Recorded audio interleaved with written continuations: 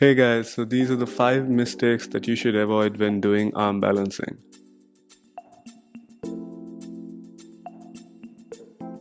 One of the biggest mistakes we see is incorrect hand and finger placement and not grounding down through your big knuckle. We want to avoid this in order so that we do not put much stress on our wrist, which will affect you in the long run.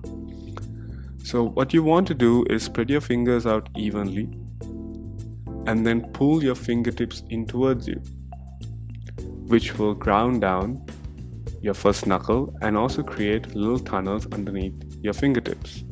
You will also see the little tips of your fingers turn white for the stress that you are putting on it.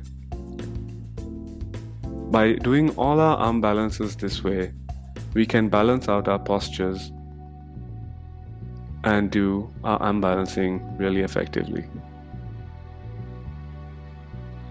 As you can see in this example, by not placing my hands down properly, the corrections that I have to make are quite more significant than I would have to if my hands were placed down properly.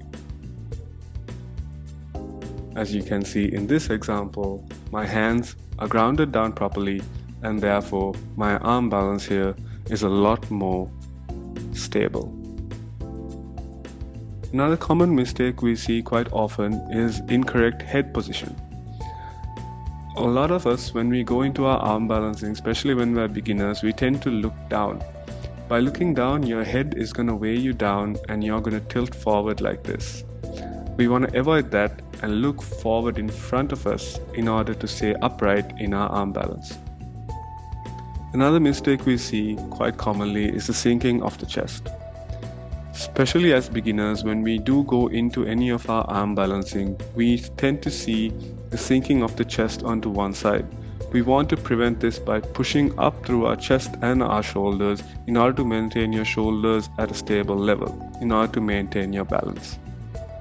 The next mistake we see is holding your breath while you're in your arm balancing. As you can see in this example, I am holding my breath, and by doing so, I steadily start to lose the concentration and start to sink down all the way down to the ground. As you can see in this example, I am breathing really calmly and normally as I would, and I am a lot more stable in my arm balance. A lot of us as beginners tend to have weaker shoulders, and if you do not have access to a gym, this can be performed straight off your yoga mat. This modified version of a chaturanga stimulates all the upper chest and tricep strength that you would need in order to perform your arm balancing with really good form. If this first version is hard for you, you can always drop your knees down to the ground and perform a slightly easier version. If this also proves to be too hard for you, you can drop down, take a rest on your mat and then push up and repeat like so. Once you build up the strength to progress to the next level, feel free to do so.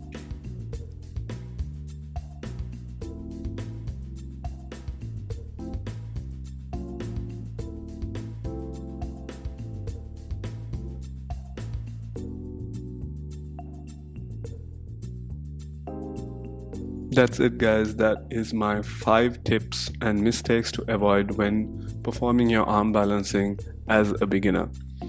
Once you do perfect all your arm balancing, this type of thing should be quite easy for you. Good luck.